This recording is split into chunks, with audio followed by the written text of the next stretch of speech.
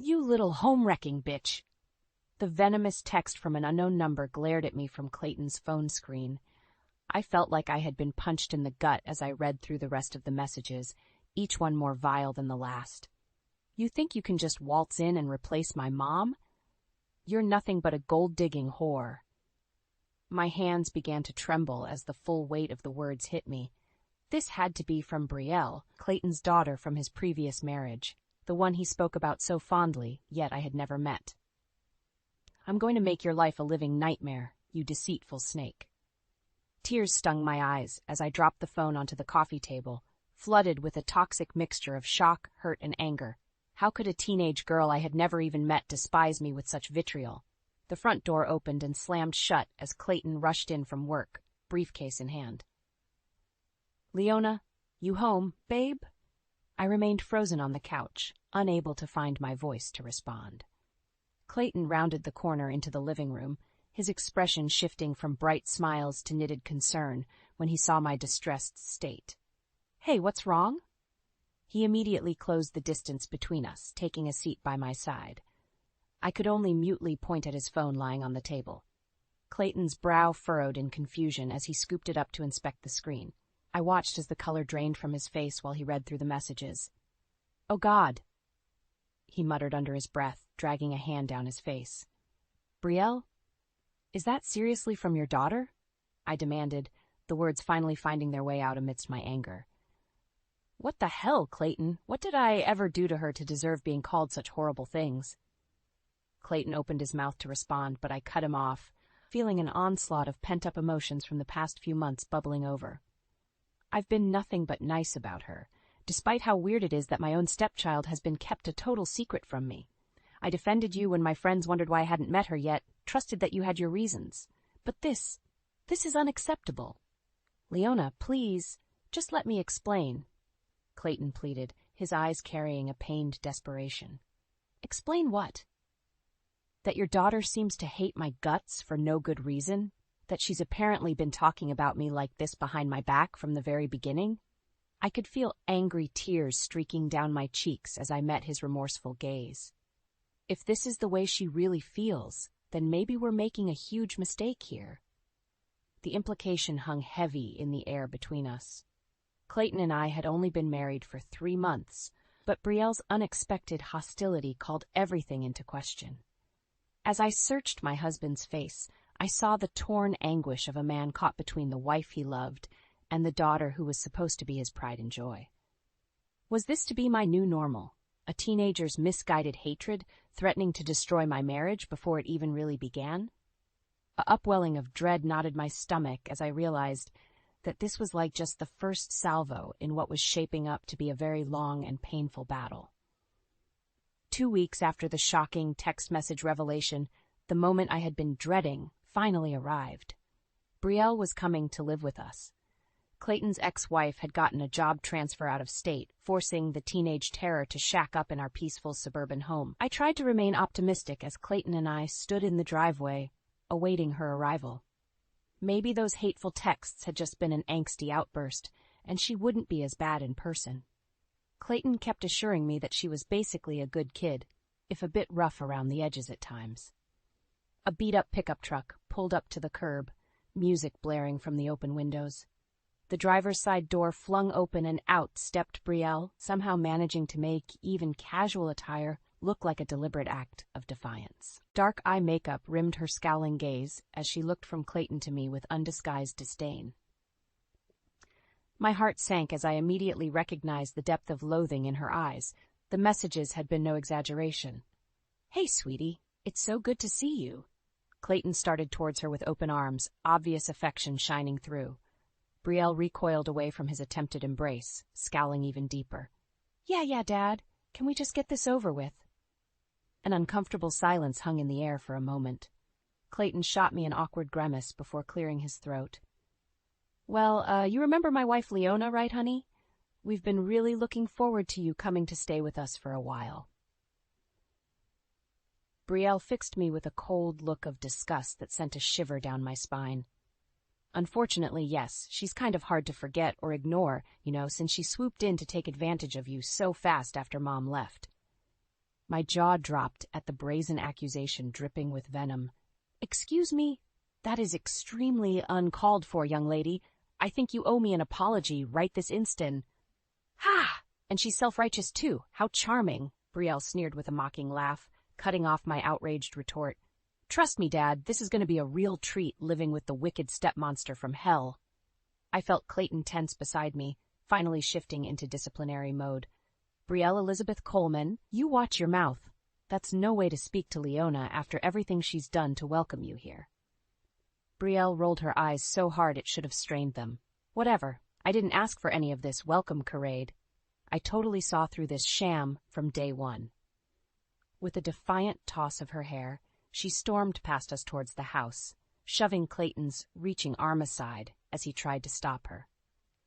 The sound of her truck's driver's side door slamming shut made me flinch. My husband turned to me with a pained, apologetic look. "Leona, I'm so sorry. I don't know what's gotten into her lately." "Spare me," I spat out, feeling the bulwark of my self-control cracking under the verbal onslaught. "Your daughter is a vile, disrespectful little monster who seems determined to make both our lives miserable. And if you can't see that or don't plan to do anything about it, then we have an even bigger problem here." Whirling away from his stunned expression, I stormed into the house and up to the guest bedroom, fighting back angry tears streaking my cheeks. That girl was going to rue the day she decided to take me on. I would make sure of it. If this was how Brielle wanted to play, then game on. That sociopathic brat had just awoken a petty, vengeful side of me that would stop at nothing until she got her bitter attitude in check. One way or another, I was going to make that little monster respect me as the woman of this household. Even if I had to resort to devious, underhanded measures to do it, the gloves were officially off.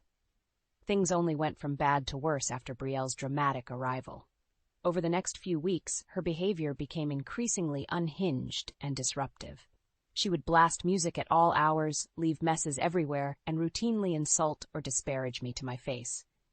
Clayton tried to play referee, but nothing seemed to get through to his darling daughter. The worst incident happened when I was throwing a housewarming party with friends from my book club. I had spent days making sure every detail was perfect, from the decorations down to the inspired menu selections. This was my opportunity to make a good impression on the neighborhood wives who had initially been skeptical about my hasty marriage. Of course, Brielle saw fit to go out of her way to try sabotaging my big evening. It began with her stalking around the party in an obscenely skimpy outfit, guzzling beer and cursing up a storm right in front of my prim guests. Their expressions of shock and disgust were palpable as she made crude, inappropriate jokes at every opportunity.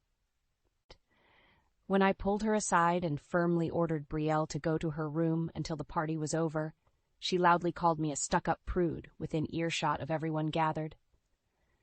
I felt my cheeks flaming red as the guests looked on in mortified silence. Finally reaching my limit, I threatened to call the police and have Brielle taken away if she refused to behave. That twisted smirk crossed her lips, the same one I had come to dread more than anything else. "Yeah, sure, you go ahead and do that," she sneered. "I'll just tell the nice officers all about how you slapped me around last week while drunk for no reason. They'll have to take your abusive ass to jail instead." It was a bald-faced lie, but there was no doubt in my mind Brielle would follow through on her threat. She had created the perfect scenario to make me look like a villain in front of everyone. Shaking with rage and humiliation, I watched helplessly as Brielle slinked off without another word. A couple of my friends began whispering and pointing, stealing furtive glances in my direction as the wretched drama unfolded. I could only wonder what kind of sordid gossip that evil girl had planted in their minds. The rest of the evening was nearly ruined for me. No matter how hard I tried to get back into hostess mode and act like nothing had happened, a dark pall had been cast over the festivities. My book club ladies kept their distance, offering me tight smiles and quickly changing the subject any time Brielle's behavior came up. Clayton finally arrived home when it was nearly over, oblivious to the chaos. His apologetic expression told me he had already gotten an earful from Brielle about her warped perspective of the night's events. I didn't even bother arguing with him when he pulled me aside with a grim look and insisted we talk it through. She's out of control, absolutely out of control. I caught the other wives murmuring to her friend as the last remaining guests made their way out the door. They both cut their gazes sheepishly towards me, as if they had been caught talking behind my back. Something needed to be done about Brielle, that much was crystal clear. Her venomous campaign of terrorizing me had now bled over into tainting my entire social circle's view of me, too. She wouldn't stop until she had painted me as a wicked, abusive monster to everyone. But what options did I have? Every time I tried to discipline her, Brielle would twist the story to make me seem even worse. And Clayton was too distracted with work and blinded by fatherly love to see the true depths of his daughter's depravity. As if reading my chaotic thoughts, Brielle flashed me a poisonous smile from across the room and mouthed a single word: checkmate. The vicious brat thought she had already won, that I was beaten into submission. But something inside me hardened with firm resolution in that moment. If Brielle wanted an all-out war, then I would happily oblige. This was swiftly evolving into a case of kill or be killed within my own household. And I didn't intend to go down without an epic fight to defend what was rightfully mine.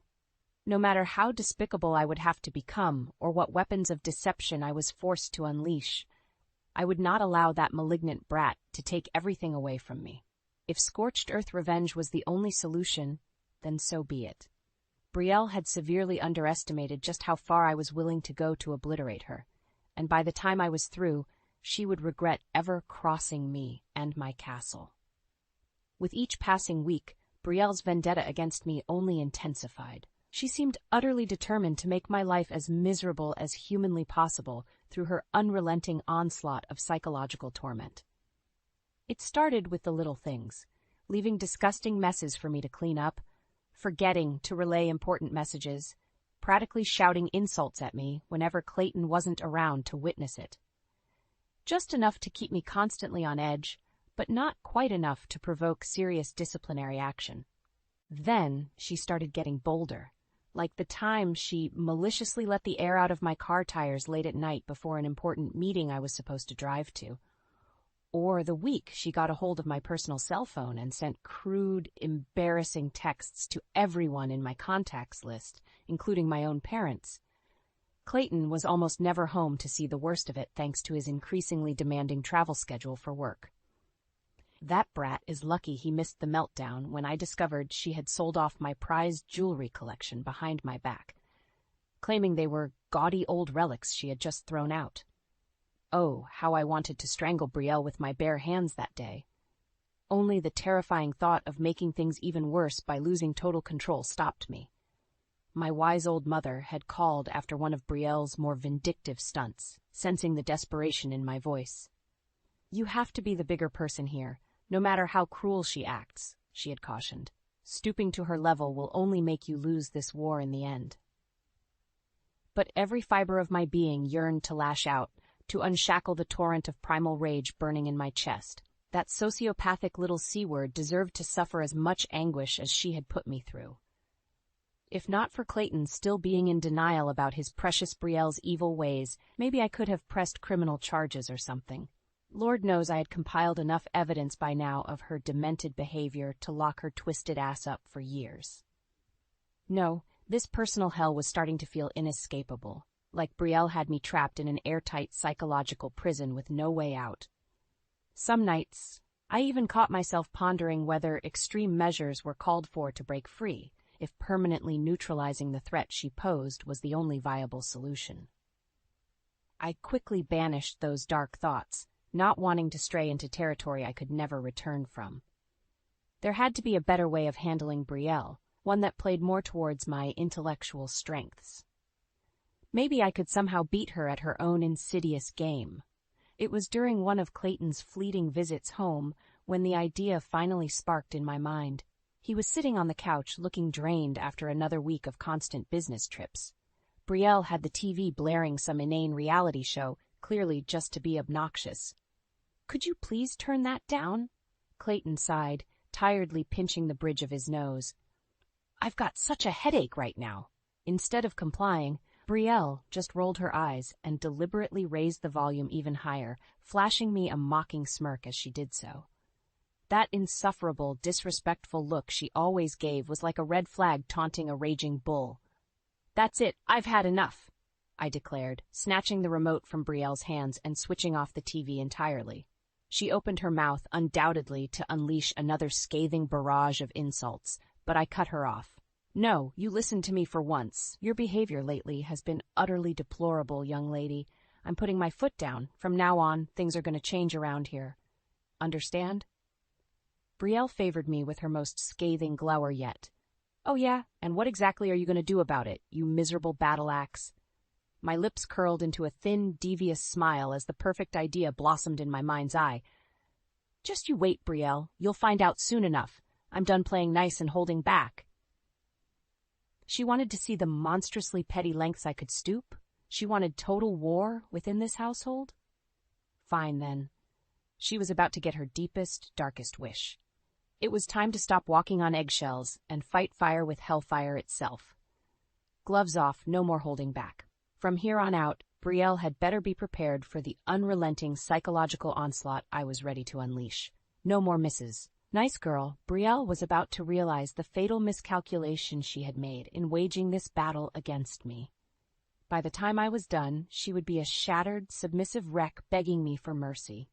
I was going to systematically dismantle her vindictive schemes, turning her own wicked methods against her until she had no choice but to accept defeat.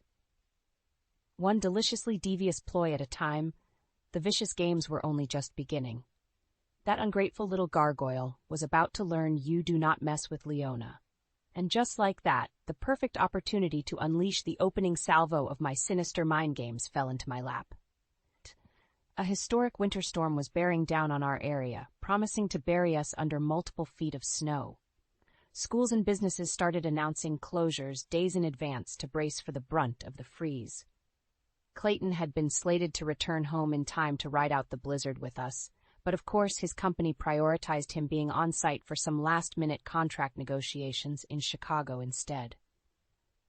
"I'm so sorry. It looks like I'm going to have to stay put here until the storm passes," he had told me over the phone, his voice laced with weary resignation. "Brielle behaving herself okay for you?" I glanced over to where his darling daughter was sprawled out on the living room couch, absent-mindedly flicking pieces of tortilla chip across the floor as she stared at her phone. Catching my smoldering glare, she flashed me a mocking sneer and pointedly crunched an entire mouthful of chips, spitting chunks of debris across the carpet. "Oh yes, she's just been an absolute delight, as always," I responded through gritted teeth. "Don't worry about us, babe. You just focus on doing what you need to do. I can handle things here until you get back." With the snow already starting to steadily accumulate outside, I knew this was my prime chance to put the first stage of my master plan into motion. I just needed to set the trap and lure Brielle right into it. After accidentally unplugging the Wi-Fi router and TV cable box, I hid away in my bedroom with my laptop and a walkie-talkie I picked up from the hardware store. Several hateful texts and slew of profanity-laced insults came bellowing through my door, demanding I fix the internet and television immediately.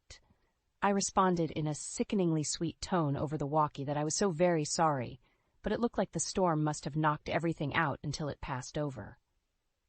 Brielle's reaction was as explosive as I had hoped. Curse words and hurled objects echoed through the house as her temper tantrum reached deafening new levels. Finally, after nearly an hour of whining and shrieking threats of bodily harm, she seemed to resign herself to entertaining me during this internet blackout. Banging and clattering resonated down the hallway from the living room as she began concocting some fresh hell. Perfect. Time for phase 2. I crept towards the garage and picked up the old can of industrial-strength pepper spray I had stashed there for this occasion. Just a few well-aimed bursts throughout the living room and kitchen, concentrated around Brielle's little nest. The screams of agony and sputtering, hacking coughs music to my ears as the noxious fumes no doubt swirled around her in a scorching crimson haze. I could picture Brielle's eyes watering and burning, her throat convulsing as she gagged for clean air. "What the hell is this? Oh, God, I can't breathe, she wailed between anguished coughing fits. Leona, you crazy bitch, I'll kill you for this. Phase 3 was ready. I texted Clayton to let him know the storm must have disrupted the air quality systems, filling our home with exhaust fumes that were rapidly becoming dangerous. I tearfully begged him to send an emergency crew to come extract Brielle and take her somewhere safe, away from the toxic air. He promised to summon the fire department immediately. Of course, by the time they arrived on scene, the pepper spray's effects would have already started to wear off on Brielle, leaving only her streaming eyes and lingering raspy throat as evidence something had been amiss. But she was hysterical enough by that point to corroborate there had been contaminants leaking into the house, making it unsafe. Within the hour, I stood in the doorway watching with deep satisfaction as Brielle was loaded into an ambulance, still coughing and swearing vengeance against me through choked gasps. That miserable little wretch looked utterly pathetic, exactly the way I had envisioned when hatching this plan. Everything had gone perfectly. As the vehicles pulled away and the blizzard howled outside, I made my way back inside, alone at last in the eerie silence. A triumphant smile crept across my face as I imagined Brielle's outrage when she eventually realized her surroundings were not contaminated after all. That I had masterminded this whole scheme just to have her forcibly removed and trapped elsewhere. While she was stuck in the evacuation shelters, I would be free to focus on preparing the next, even more devastating psychological torment designed to shatter her spirit once and for all. The opening shots had been fired, the chess pieces moving into position. This was only the beginning of my merciless crusade to make Brielle's life a living nightmare of carefully calculated cruelty. The fun and games were just getting started.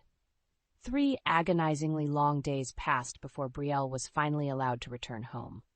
I could only imagine the torrent of vitriol she must have unleashed upon being released from that shelter, berating the poor staff about the toxic leak that had turned out to be nothing. When she stalked through the front door, tracking slushy footprints across the foyer, the look of murderous fury blazing in her eyes was almost palpable. I greeted the seething hellion with a sugary sweet smile from my position on the living room couch. "Why, welcome home, sweetie. I was so worried about you having to stay cramped up in that evacuation center all this time." Brielle's hands clenched into trembling fists as she visibly fought to contain the torrent of rage boiling inside her. When she finally spoke, her voice was a low, quavering growl of barely restrained violence. "You think you're so goddamn clever, don't you? Pulling that deranged little stunt to get me thrown out during the storm. Whatever do you mean?" I countered with a dismissive laugh, feigning innocence even as my heart pounded with intoxicating adrenaline. "I simply did what any concerned and responsible adult would have in that situation to keep you safe." "Cut the bullshit act!" Brielle exploded, flecks of spittle flying as she shook with fury. "I know you orchestrated the whole thing, you twisted, manipulative witch." For a split second, a flicker of doubt lanced through me. Perhaps I had underestimated just how unhinged Brielle's mental state truly was and stirred something too dark and volatile. But before I could entertain those concerns further, the vicious words kept spewing from her lips. "You set me up and had me dragged away into some cold, crowded shelter filled with bums, drug addicts, and freaks? Do you have any idea the trauma and humiliation I endured because of your pathetic need to pull some mastermind power play?" Her chest heaved with sharp, ragged breaths as her building tirade devolved into a guttural scream of pure fury. "I swear to God, if you ever pull anything like that again, there won't be enough pieces left to bury." Bold words from such an entitled, insolent little maggot. Yet a part of me couldn't help but crave the unadulterated venom dripping from them. This was exactly the reaction I had been craving to witness with my own eyes. Brielle completely unraveled, dominance shattered, raw emotions scorching through her veins. Forget physical threats. It was her vulnerability in these moments that provided the ultimate high. My carefully orchestrated torture was beginning to shred away that bitch's prickly layers of arrogance and disdain, one anguished yelp at a time. "Oh, Brielle, you'd be wise to watch that temper of yours," I chided with a patronizing smirk. Getting so worked up isn't at all becoming of a young lady. Fuck you.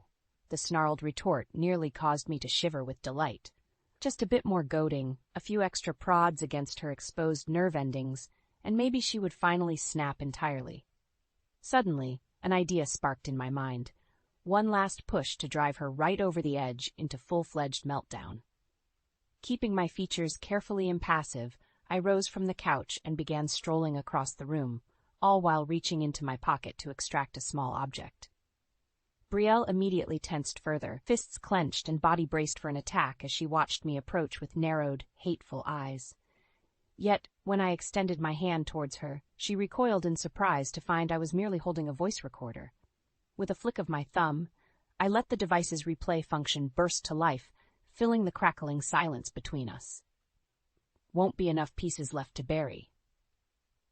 Brielle's own shrieked threat echoed all around us, harsh and unmistakable, even as her expression contorted in shock and horror. A coldly triumphant smile curled across my lips. You hear that, you vicious little gargoyle? I have all the evidence I need of your murderous inclinations right here, safely preserved. So go ahead, make good on your psychotic ramblings and try to make a move against me. She opened her mouth, but I swiftly cut her off with a cruel chuckle. No? Nothing to say now that the tables are turned? That's what I thought. You're not quite as tough as you try to play off when you're the one left dangerously exposed. It was delicious to watch Brielle's face flush with impotent rage and humiliation as she realized her own malignant temper had been used to entrap her. The vicious, uncontrolled outburst rendered absolutely toothless by the mere flick of a switch.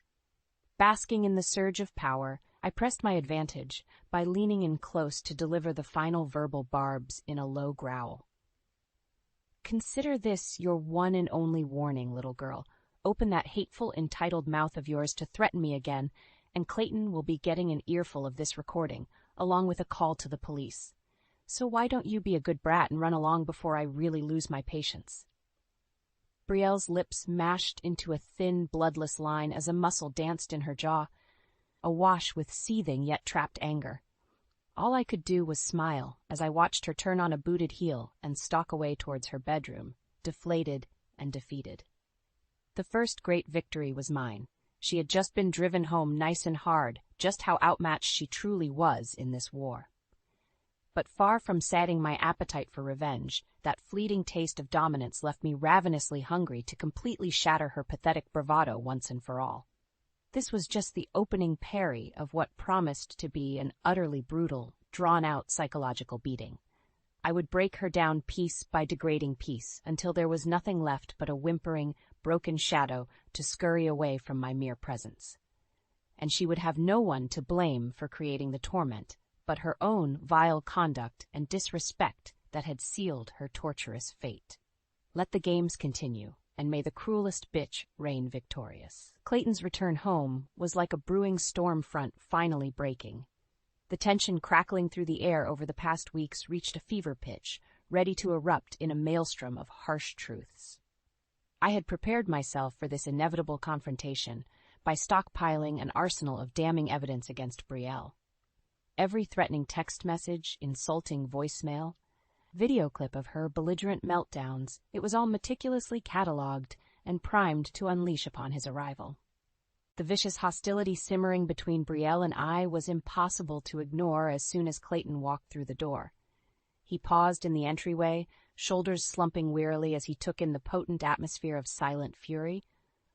"Why does it feel like a war zone in here?" Brielle immediately opened her mouth, undoubtedly to spew forth a litany of twisted lies and manipulated half-truths about the torment I had been subjecting her to. But I swiftly cut her diatribe off before those poisonous words could do any further damage. "Save it, Brielle," I snapped, leveling an accusatory glare at the petulant brat still poised to launch into hysterics. "Your father's finally going to learn about the reality of your depraved conduct in this household. No more smoke and mirror games from you." Clayton's brow furrowed in obvious confusion and concern as I snatched up the thick file folder crammed with indisputable proof. With a defiant toss of my hair, I thrust the catalog of compiled evidence towards his chest, forcing him to reflexively take hold of it. Take a good long look through there, dear husband, if you can stomach it. Maybe then you'll finally accept the harsh reality of what kind of toxic, abusive monster your precious little angel has been acting like towards me. Leona? What is all this? Clayton sighed, flipping through a few pages with a pained grimace. I could practically see his natural defensiveness already beginning to flare up in protection of his child. Evidence! I shot back fiercely. Documented proof of the unrelenting torment your deranged offspring has been putting me through for months now. Brielle tried to protest, indignant sneers and scowls already contorting her features, but I swiftly rounded on her with bared fangs. Don't even try denying it, you miserable little wretch. I have everything right here. Recordings, videos, written transcripts, the entire ugly truth, all laid bare at last. Just try and talk your way out of this with more of your sickening compulsive lies. Clayton's patience had clearly reached its limit. Snapping the folder shut, he fixed us both with a stern, commanding glare that immediately quelled the dueling outbursts. That is...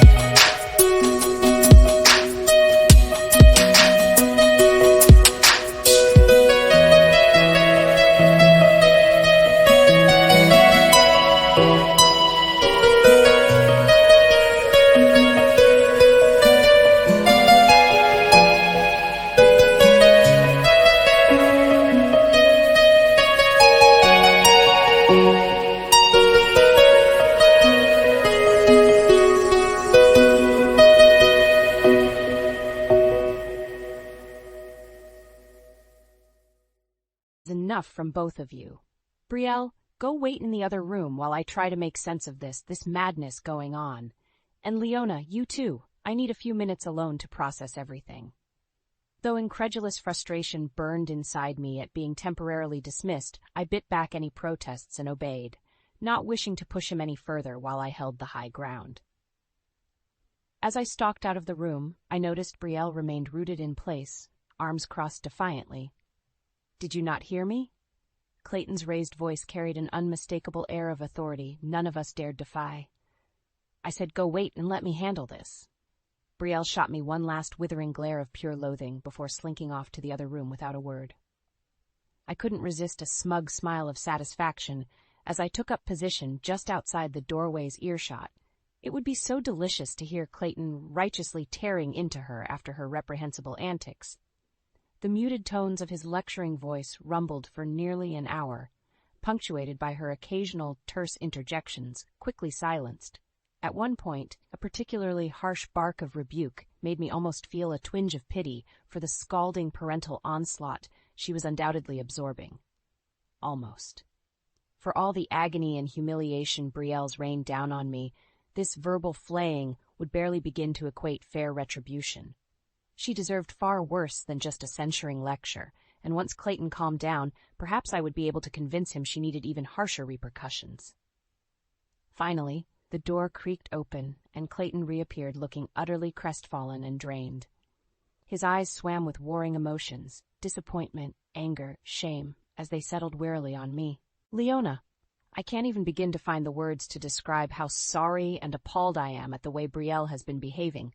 This is utterly unacceptable conduct, and it ends right now." "You believe me, then?" I couldn't resist asking with bated breath. He nodded warily, pinching the bridge of his nose in evident dismay. "Yes, I believe you, and we need to have a very serious discussion about getting that girl some intensive therapy." My heart fluttered victoriously, giddy waves of vindication and triumph crashing over me.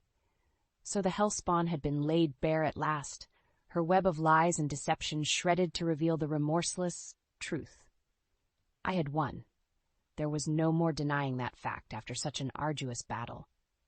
Yet as I watched Brielle emerge from the other room, eyes downcast and features radiating petulant defiance even after such a thorough dressing down, I couldn't help but feel a gnawing sense that this was far from over.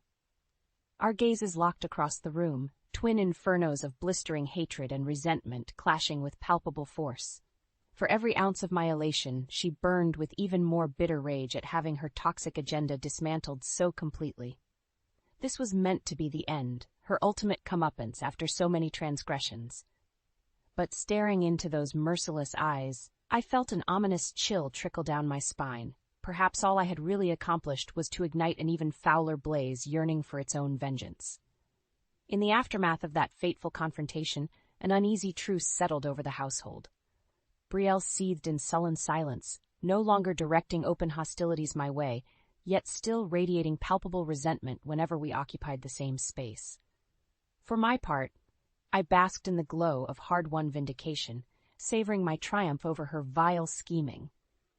Clayton remained utterly dismayed by the entire messy situation, vacillating between disappointment in his daughter's unrepentant conduct and disappointment in himself as a father. Lengthy screaming matches punctuated by deafening silence became the new norm as he struggled to find a path forward. "She needs professional help, Leona. This level of anger and acting out isn't normal. It's something deeper and more disturbed." I nodded in solemn agreement as we sat together one evening after another. Unsuccessful attempt at a family discussion had dissolved into explosive tirades. "You're right. As much as I would love nothing more than to simply wash my hands of that malignant brat altogether, enabling her toxic behavior any further isn't an option." Clayton sighed, features etched deep with weary resignation. I think it may be time to send her back to her mother's permanently. Get Brielle into an intensive program somewhere to get the help she so desperately needs before her issues metastasize even further." The balm of those words was soothing to my very soul, a chance to finally excise the poisonous influence from our lives once and for all. Yet I maintained a carefully impassive expression, not wanting to appear too eager. If you truly believe that's best, dear, then you have my full support. I want nothing more than to fix this fractured family, but your daughter's well-being has to take priority over everything. Thank you, he murmured.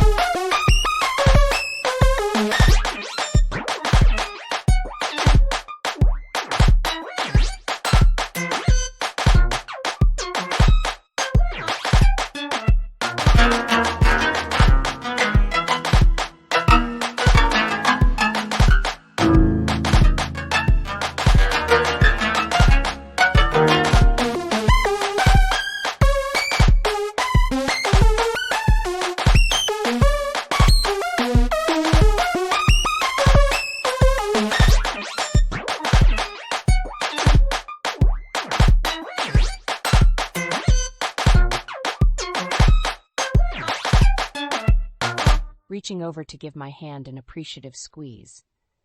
Thank you for being so understanding through this whole torturous ordeal. I hope it's not too late for Brielle to find her way back from that dark path she started down.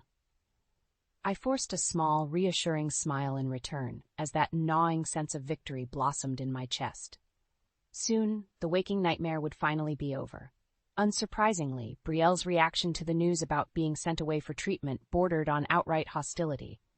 She ricocheted wildly between scathing insults, venomous threats, and desperate, pleading promises to behave, anything to cling to even a shred of control over the deteriorating situation. But Clayton's mind was made up, his patience and tolerance utterly depleted by her toxic conduct. Brielle's vindictive tantrums could no longer sway him.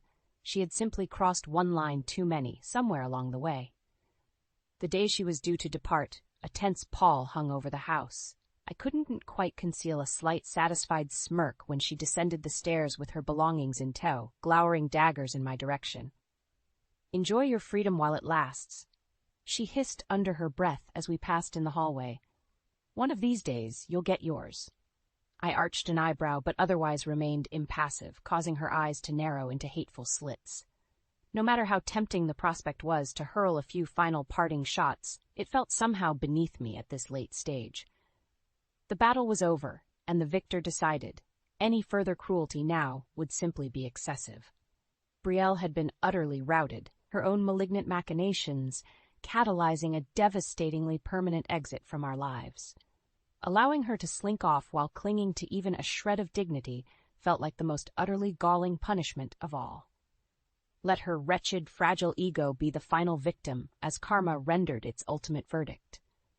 At long last, the front door opened and she cast one final look over her shoulder at me. Pride and venom warred across her features as she opened her mouth, poised to unleash a torrent of hate, only for her expression to crumple as Clayton pulled her into an unexpected, bone-crushing embrace she seemed powerless against. "It's going to be okay, baby," he murmured into her ear, sounding dangerously close to tears himself. We're going to get you the help you need so you can finally heal. I'll make this right, I swear." For a precious fleeting moment, a tiny crack exposed the broken, anguished child still lurking behind Brielle's hardened facade. The thinnest glistening of tears welled in her eyes before she blinked them away, features hardening once more into a stoic mask of defiance and denial. With one final backwards glare of utter contempt directed squarely at me, Brielle finally allowed herself to be led towards the waiting car destined to carry her towards her court-appointed treatment program. Part of me wondered if this would finally break the cycle of hatred, or merely plant the seeds for all new conflicts yet to come. Only time would tell if her demons could truly be exorcised, if she stood any chance of one day emerging rehabilitated. But for now, all I cared about was the overwhelming relief of having that cancerous presence removed from our household at last. As the car pulled away, I felt Clayton's hand slip into mine and give a reassuring squeeze. A sad, weary smile tugged at the corner of his mouth when our eyes met, that unmistakable gratitude for the fresh start we had both sacrificed so much to seize radiating from his gaze. At long last, all the pain and torment had finally achieved its purpose. Our castle was ours again.